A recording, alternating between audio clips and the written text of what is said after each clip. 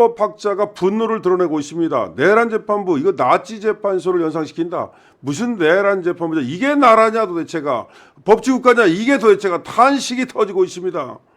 차지나 고려대 로스쿨 교수가 오죽하면 이게 나라냐 이게 법치국가냐 라고 얘기하고 있는데요. 차지나 고려대학교 법학전문대학원 교수가 이재명이가 경기도 평화부지사 재판에서 집단 퇴정한 검사들에 대해서 감찰 지시한 것을 두고서 이게 도대체가 대통령이 해야 할 일이냐 그게 말이죠. 아니 도대체가 법원에서 알아서 하는 것이고 검찰에서 알아서 하는 것인데 대통령이 왜 거기에 개입해가지고 뭐 퇴정했다고 그래서 무슨 감찰을 지시하고 어디서 펴먹을 수작이냐 이 말이죠. 내가 생각해도요. 법조인에서 입장에서 봐도 이거 말이 안 되는 거. 대통령이 왜 거기까지 콩나라 판나라 합니까? 그렇게 쪼잔하게 대통령이 할 일이 없습니까? 얼마나 할 일이 없으면 그런 짓을 하겠냐고 사람들이 혀를 끌끌 찹니다. 대통령이라는 건요. 국방을 어떻게 할지 외교를 어떻게 할지 안보를 어떻게 할지 정말 이 큰 틀을 만드는 거예요. 그 국가 백년 대계를 어떻게 할지 이런 걸. 근데 무슨 그 이화영 재판이기 때문에 그러겠죠. 그렇기 때문에 인간이 이게 안 된다 이거죠. 이게 대통령이냐 이게 나라냐 안 하냐 말이 나오는 겁니다. 개별 사건 수사 지휘는 검찰총장 권한이에요. 개별 사건에 대해서는 대통령이 이래라 저래라 할 수가 없는 거예요. 그게 바로 다 검찰청법 위반이고 전부 다 직권남용이고 전부 다 고발됐습니다. 이재명이 이제 이거 다 나중에 수사받고 결국 이거에 대해서 제값을 치러야 돼요. 이거 말도 안 되는 짓이에요. 도대체가 공소유지 활동은 검사가 알아서 하는 거지 여기에 대해서 무슨 대통령이 이래라 저래라 이게 말이 안 된다는 얘기죠. 이화영 사건 이거 정말로 엄청 큰 겁니다. 그다음에 또 징역의 변호사들에 대해서도 무슨 수사를 하라. 아니 왜 수사를 합니까? 그건 자기들이 알아서 하는 거지. 예를 들어서 징역의 변호사들이 이하영 변호사가 뭘 했다. 그러면 법원에서 대법원까지 나서가지고 지금 거기다가 뭐 고발을 하고 그 대법원 나선 것도 웃기는 건데 어쨌든 그걸 대통령이 나설 게 아니다 이 말이죠. 그것도 외국에서 들어오자마자 얼마나 할 일이 없으면 그런 짓을 하겠는가 사람들이 혀를 끌끌 차고 있는데 차지나 고려대 로스쿨 교수가 볼 때는 오죽하겠습니까? 그다음에 헌법 존중 TF가 아니라 헌법 파괴 TF다. 당연한 거죠. 그게 무슨 헌법 존중 TF입니까? 공무원 75만 명의 이메일을 뒤지겠다. 휴대폰을 포렌식 하겠다. 이게 전체주의 국가는 하는 일이다. 다시 말해서 이런 것들이 공산 국가는 하는 일이다 이 말입니다. 어떻게 민주국가에서 그런 일을 하겠느냐라고 또 차진하 교수는 얘기하고 있습니다. 그럼 헌법 존중 TF가 아니라 헌법 파괴 TF다라고 분명히 얘기를 하고 있습니다. 당연한 겁니다. 구체적인 범죄 혐의도 없는데 어떻게 사람에 대해서 감찰을 하고 어떻게 그 사람에 대해서 그걸 갖다가 미리 예단을 해가지고 승진에 반영을 하느니 그런 말을 하느냐. 75만 공무원을 통째로 뒤지겠다는 거 아니냐. 이거는 법치국가가 아니라는 거죠. 이거는 공산국가 전체주의 국가나 가능하다라는 얘기입니다. 나치 독일, 북한, 개방 이전에 중공 이런 데서나 있을 수 있는 일이다는 겁니다. 도대체가 박근혜 정부 때 블랙리스트 했다고 그 난리를 떨었는데 아무것도 아니거든요. 그거 했다고도 난리를 떤 애들이 지금 블랙리스트 정도가 아니라 완전히 내란으로 몰아가지고서 말이죠. 아니 내란으로 몰면 모든 것이 다 합법화되고 정당화되는 것입니까? 그렇지 않습니다. 그래서 차진하 교수는 이렇게 말합니다. 이 과정에 앞장서고 관여한 모든 사람은 직권남용죄 등으로 책임을 져야 한다. 김민석 국무총리뿐 아니라 대통령이 이를 지시했다면 대통령 역시 형사 책임에서 자유롭지 못하다. 민주국가에서 어떻게 이런 일이 벌어질 수 있는지 의문이다. 라고 분명히 얘기를 했습니다. 그 다음에 내란 전담재판부에 대해서도 차진하 교수는 뭐라고 말했냐. 나치 특별재판소를 연상시킨다. 이거는 헌법 101조, 27조, 11조의 정면으로 위반된다라고 말하고 있습니다. 아니 무슨 특별재판부를 만들어가지고서 지금 재판권을 지기현 판사로부터 빼앗겠다는 거 아닙니까? 그리고 자기 마음에 맞는 판사를 구해가지고 그 사람한테 재판을 맡기겠다는 거 아닙니까? 이거는 도대체가 말이죠. 1심에서 유죄가 나왔을 때를 무죄가 1심에서 무죄가 나왔을 때를 대비하는 거예요.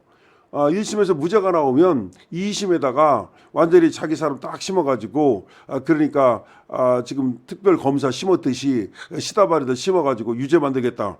그러면 그게 우연이 되는데 나중에 그게 다시 재심이 안 되고 문제가 안 되겠습니까? 아니 대법원 판사들이 아무리 아니 고등법원도 마찬가지야. 아무리 판사들이 이재명이 뭐 대법원장 준다고 모르겠습니다만은 그런데 그런 재판했다가 나중에 두고두고 말이죠. 을사오적처럼 불명예를 안게 될 텐데 판사들이 바보가 아니란 그렇게 재판하겠습니까? 모르겠습니다. 저 같으면 그렇게 재판 안 합니다. 예를 들어서 내란 전담 재판부를 만들어 가지고 당신 이 내란 전담 재판부에 판사하라. 그거 하겠습니까? 뭐 하는 놈들도 있겠죠. 그거 했다가 이제 두고두고 이제 이완용 되는 거죠. 어쨌든 간에 차 교수는 이렇게 얘기합니다. 그런 거는 도대체가 그 룰을 누군가가 중간에 인위적으로 변경하거나 조작할 수 있는 가능성을 열어두는 건데 그 자체가 우연 아니냐. 특정 결론을 내기 위해서 정치 세력이 개입해서 재판부를 맞춤형으로 구성하겠다는 거 아니냐. 이게 말이 되냐는 거죠. 맞춤형 재판부라는 게 그래서 차 교수가 여기에 대해서도 사법부의 독립은 외부 권력으로부터만 침해되는 게 아니라 법원 내부 세력에 의해서도 침해될 수 있다.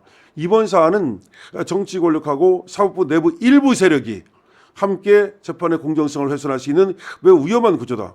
무슨 말이냐면 지금 민주당이 그렇게 이제 만들면 안에서 호응하는 놈들이 있다고. 좌파, 요 좌파 또 판사들이 좋다 하면 박수 칠 거라고. 그래서 이게 위험한 거라는 거야. 지금과 같은 행태가 계속된다면 이게 나라냐, 이게 법치국가냐 하는 탄식이 나올 수밖에 없다. 헌법과 법률에 따라서 수사 재판이 이루어지는 최소한의 선은 반드시 지켜져야 되는데 그걸 지키지 않겠다는 것이다 라고 차진아 교수는 얘기하고 있습니다. 차진아 교수는 고려대 로스쿨 교수인데요. 정말 바른 소리를 잘합니다. 이 나라가 정말 잘못돼 가고 있는 거, 민주주의가 무너지고 있는 거, 법치주의가 무너지고 있는 거, 이런 거에 대해서 굉장히 우려를 하면서 올바른 목소리를 내고 있습니다. 여 교수인데요. 정말 이런 때도 나라가 이렇게 어려울 때도 보면은 우리 여성들이 바른 목소리를 내고 그러는 사람들이 많은 것 같습니다. 제가 진짜 궁금하고 이해가 안 가는 건요. 옛날에는 뭐 교수들이 뭐 성명서를 내내 뭐 집단으로 어쩌고 뭐 민주화 어쩌고 그러더니 아니 이재명이 저렇게 독재를 하는 데는 어떻게 교수들이 그렇게 아무도 안 넣습니까?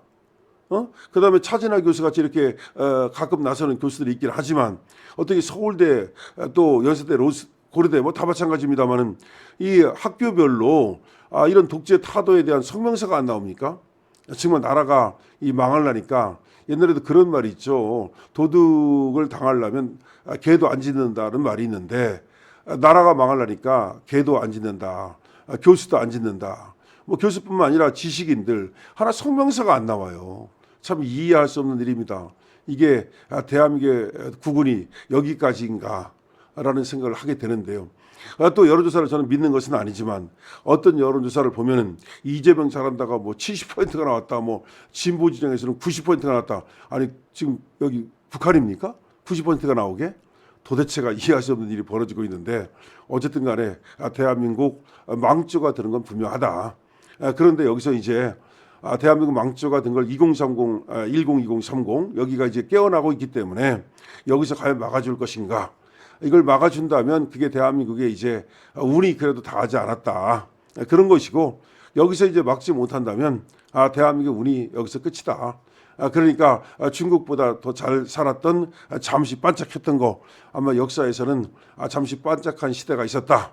박정희라는 영웅이 나타나서 그야말로 산업화를 이끌었고 세계 강대국을 만들었다. 경제 대국을 만들었다.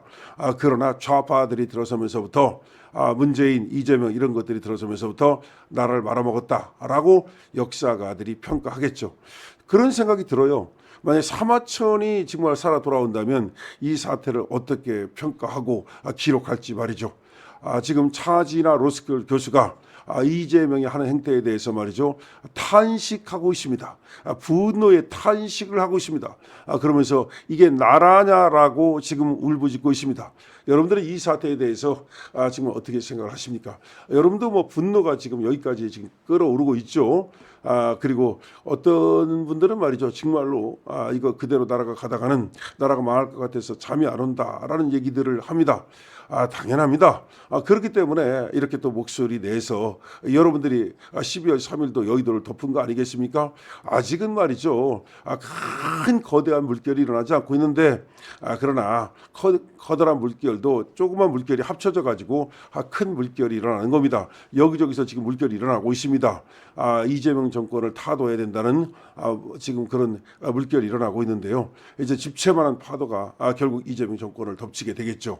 그때 가서 그들이 후회한들 그것이 또 무슨 소용이 있겠습니까? 자,